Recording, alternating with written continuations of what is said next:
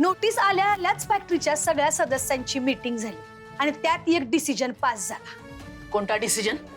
नीने तू सांग बाई यांना। सगळ्या सदस्यांनी मिळून निर्णय घेतलाय की आईनं फॅक्टरीची सदस्य म्हणून काढून टाकावं।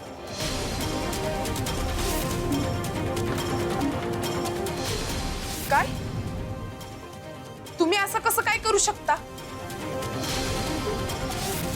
आता नोटीस आईंच्या विरुद्ध आली आहे म्हटल्यावर संचालक मंडळाला कारवाईचा ऍडवाइस करावाच लागला की। आता आमची काय चूक? फॅक्टरी सावरायची जबाबदारी आता आमची आहे। त्यासाठीच आईंना आम्ही फॅक्टरीतून काढून टाकले।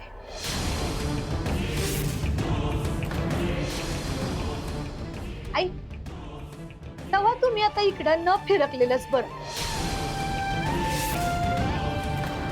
नाही म्हणजे आधीच एवढा ऍडवाइस करून ठेवलाय तर अजून बरीला भर नको नाही का?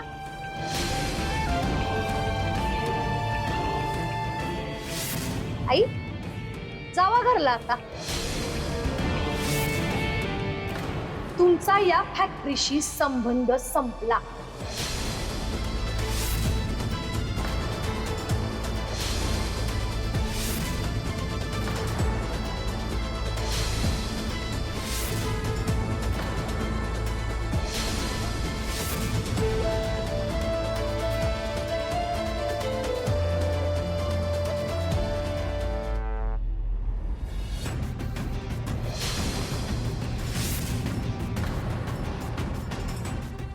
आई आई आई हा आई आई आई आई काय? डोळे उघड आई आई डोळे उघड ना आई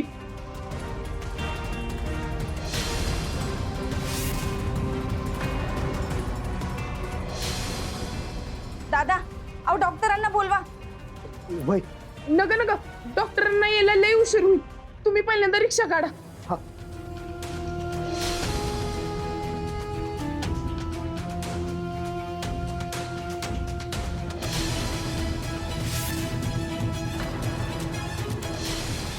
आई कशाला उगाच नाटकी करायला? बास दाव बाई।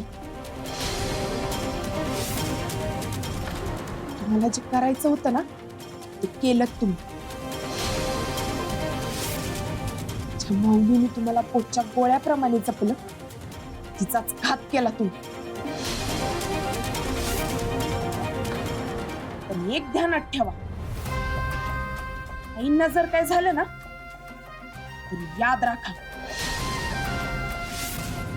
गाठ माझ्याशी आहे।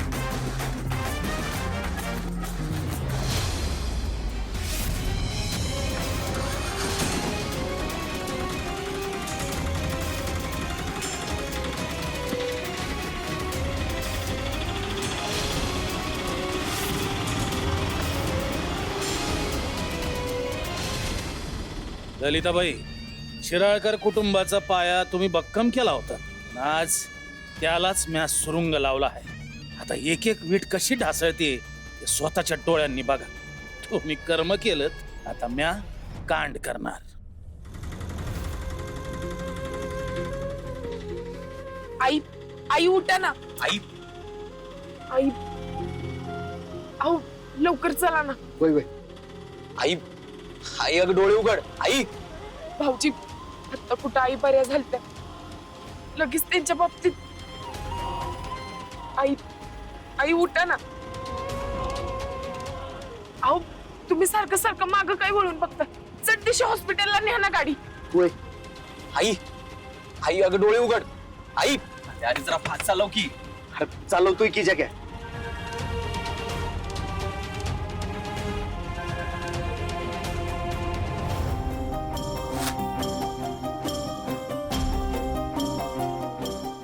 त्याचा बीपी लो झालेला आहे. मला वाटतं कुठल्या तरी गोष्टीचा त्यानं धक्का बसलाय. प्रकृती गंभीर आहे, काळजी घ्यावी लागेल. मी इंजेक्शन दिलंय त्यांना, थोड्याच वेळात शुद्धीत येतील. मी मेडिसिन पण लिहून देतो. पण एक गोष्ट मात्र तुम्ही लक्षात ठेवा, त्यांना कुठल्याही प्रकारचा मानसिक त्रास होणार नाही याच्याकडे लक्ष द्या तुम्ही. चल, काळजी घ्या.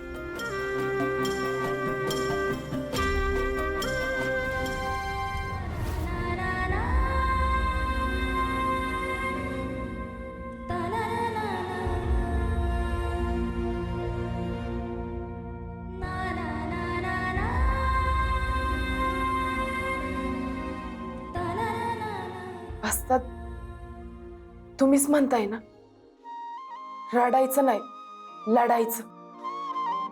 मग आता आपण दोघांनी मिळून लढायचं.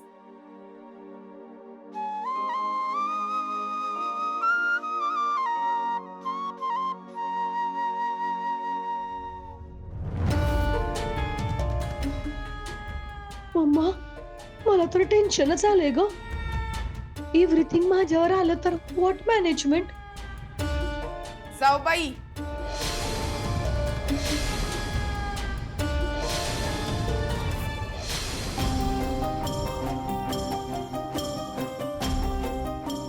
व्हॉट?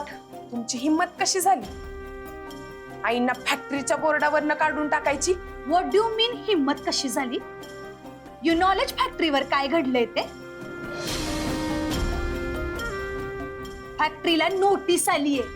डिलिव्हरीचा सगळा माल वेस्ट निघालाय आणि तो माल आईंच्या टेन्युअर मध्ये बनला होता. उगीच आईंच्या नावावर ढकलू नका जाऊ बाई. आईंच्या देखरेखीखाली असला प्रकार घडणं शक्यच नाही. कारण तेव्हा माल बाद व्हायच्या, दिवस पलटायच्यात माल खपला जायचा. तेवढा भारी दर्जा राखला होता आईंनी आपल्या मालाचा. आणि आता हे समजा झंगाट तुम्ही आईंवर ढकलताय. लाज कशी वाटत नाही तुम्हाला? माऊलीने तुम्हाला आजवर एवढं सांभाळलं, तिचाच घात केला तुम्ही. अय पैलवान, यू तर डोंटच टॉक. हे सगळं आमच्यामुळे नाही तर तुमच्यामुळे झालंय. तुम्ही घर सोडून आउट जाण्याचा जो काही ड्रामा केलात का नाही, त्याच्यामुळे झालंय. त्याच्याचमुळे आईंचं फॅक्टरीवरनं अटेन्शन उडालं आणि हा सगळा घोळ होऊन बसलाय. आमच्यावर खपर फोडू नका जाऊ बाई. आईंनी तुम्हाला एवढं बजावलं तरी सतत कच्चा माल बदलत राहिला तुम्ही. त्यामुळं नोटीस आली या.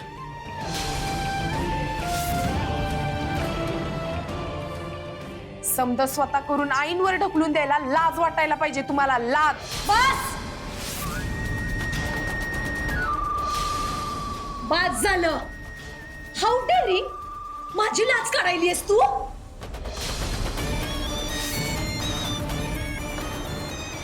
काय झालं जाऊ बाई? मीनुताई, उगा वेड पांघरून पेडगावला जाऊ नका तुम्ही.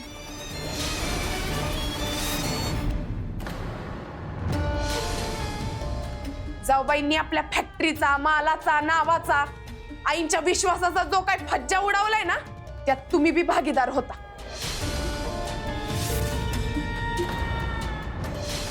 तुम्ही जर त्यांना साथ दिली नसती ना, तर त्यांची एवढी हिंमतच झाली नसती.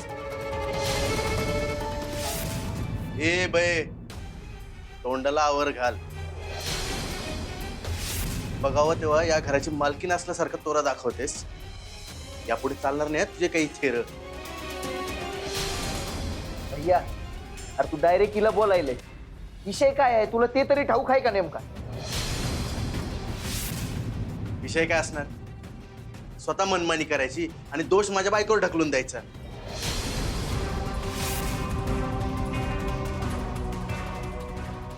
नेहमीच तुमच्या दोघांचं. यार आपल्या आईनं एवढ्या मेहनतीनं कमवलेलं समजा आईता हडपायला निघाली आहे तुझी बायको. आता तर गत त्याहून बी बाद झाली. फक्त आपल्यावरच नाही, अख्ख्या फॅक्टरीवर टाच आली. ज्या बायकांनी एवढ्या इमानी बऱ्या आजवर आपल्या फॅक्टरीत काम केलं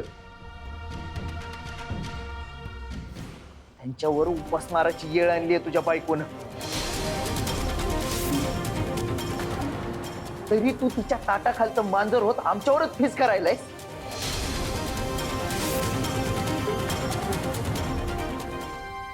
बायकोच्या ताटाखालचं मांजर कोण आहे हे अख्ख्या कोल्हापुराला ठाऊक आहे. राखाड्यात दाखवून दिलंय एकमेकांचा लाळ घुटेपणा.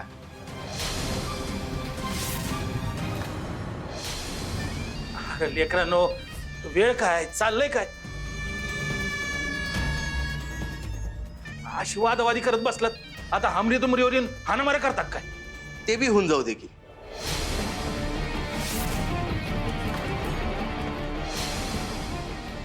बघूया तरी पैलवानाच्या अंगात खरंच दम आहे की नुसत्या बाता. समजू तरी दे खरंच ताकद कमावली का बायकोच्या दिलेल्या खुराकाने. भैया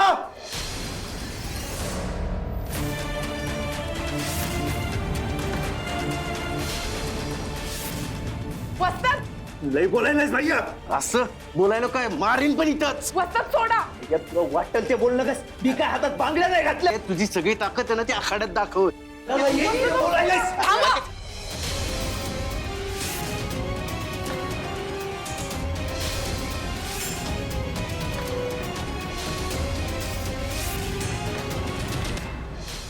हा काय तमाशा चालवलाय तुम्ही? मोठं होऊन ही असली थेरं करावीत म्हणून रक्ताचं पाणी करून वाढवलं का मी तुम्हाला? जनाची नाही निदान मनाची तरी राज बाळगा.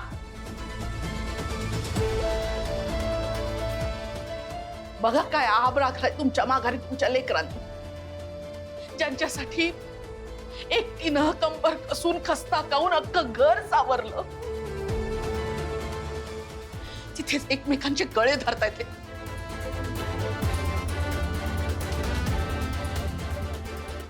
हे बघण्यापेक्षा मलाही तुमच्या सोबत का नाही घेऊन गेलात तुम्ही?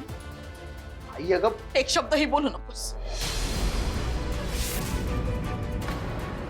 कुणीही आता काहीही बोलू नका. या घरात मला जरा शांतता हवी आहे. मग त्यासाठी या दोघांना घराच्या बाहेर काढ. जोपर्यंत ही दोघं नव्हती तोपर्यंत घरात शांतता होती ना.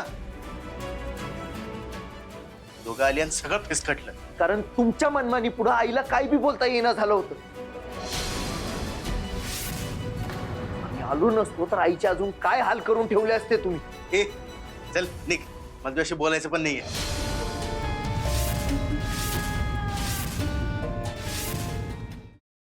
आई तुला शेवटचं सांगायला, नाही लहानपणापासून बघत आलोय हकातकाळीचा विरू तुझा लाडका आणि मी दोडका कायमच असं होतं. हा आधी दारू पिऊन पडायचा, नंतर बायकोच्या माग माग आखाड्यात फिरायला लागला, आता तर रिक्षा चालवायला लागलाय. या घराण्याची आप कोणी राखली असेल तर मी राखली. वय वय काय अफरातफरी करून तुरुंगात जाऊन चांगली छान वाढवलीस तू घराण्याची नाही का. तुझ्या तर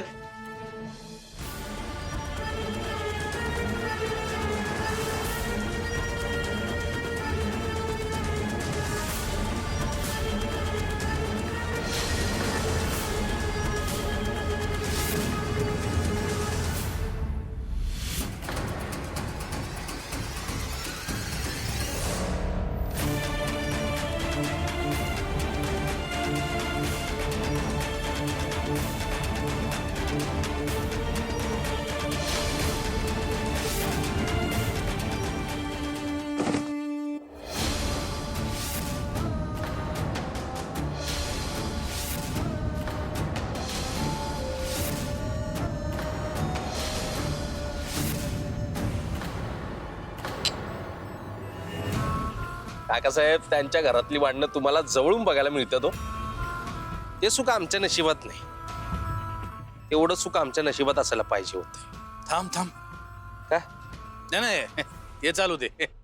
अरे भांडणं सध्या घरात आहेत, लवकरच चव्हाट्यावर आणतो.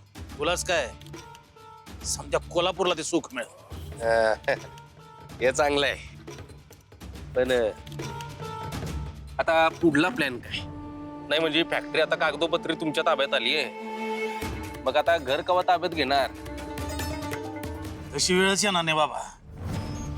ललिताबाई शिराळकर समद स्वतः माझ्या जोळीत टाकून नाही निघून गेली ना, बघच तू.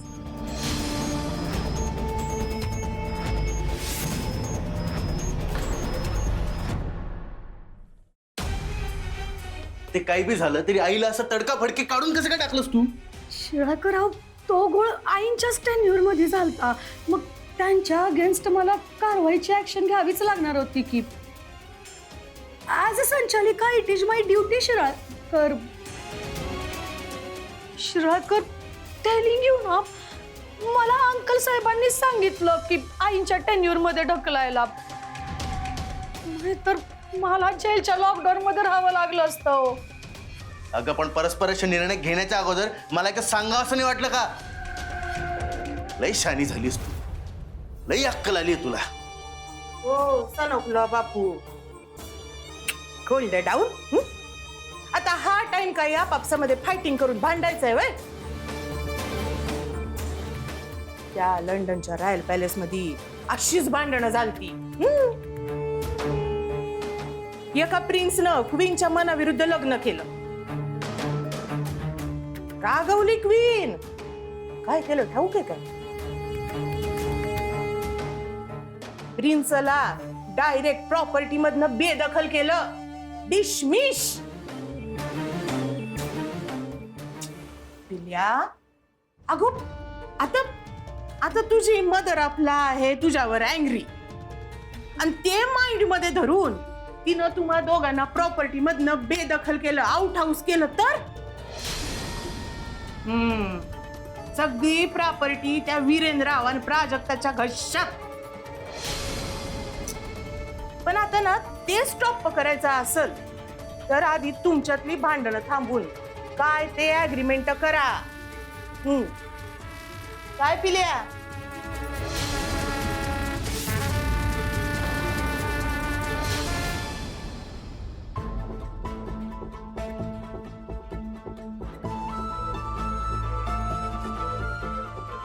नको आहेत मला गोळ्या, कुठलंही औषध नको आहे मला. आई, तुमची अवस्था मी समजू शकते, आणि त्यावरला इलाज बी मला ठाऊक आहे. मी यांना बोलवून आले. मी कुणाच्याही हातनं काही घेणार नाहीये. आई, अगं आमच्यावर कशाला का वाहिलीस? समजा घोळ त्या कांचन वहिनीने घातलाय, तू त्यांचा राग आमच्यावर कशाला काढायलीस? आता कुणाचा राग करू, कुणाला दोष दे, माझं मलाच कळना झालंय. आपली पोटची लेकरं एकमेकांच्या नरडीचा घोट घ्यायला उठलीत, याहून मोठं दुःख एका आईसाठी काय असेल? तुमची मनं जपण्यात, तुम्हाला सांभाळण्यात, तुम्हाला घडवण्यात कमी पडले मी. माझे संस्कार तोकडे पडले. आई म्हणून हरले मी. अहो आई, असं अजिबात नाही. आत्ता जे झालं ते तात्पुरतं होतं. घर म्हणलं की भांड्याला भांडं लागणारच, असं तुम्हीच म्हणताय ना. आई, सध्या तुम्ही हे समजा सोडून द्या. आता तुमची तब्येत सांभाळणं महत्वाचं आहे. लवकर बरं व्हायचंय ना. कुणासाठी बरी हो, आणि बरी होऊन करू तरी काय मी? सगळी दुःख पचवून एवढ्या कष्टानं सगळं उभं केलं होतं मी, आता ते कोसळायला आलंय. खरंच सांगते विरू, आता नाही माझ्यात ताकद उरली. परत कष्ट करायचे, सगळं नव्याने परत उभं करायचं, ते सांभाळायचं. सगळी उमेदच संपले माझी आता. आता नाही धमक माझ्यात स्वतःच्या लेकरांना असं भांडताना बघायची. माझी आता हिंमतच संपली.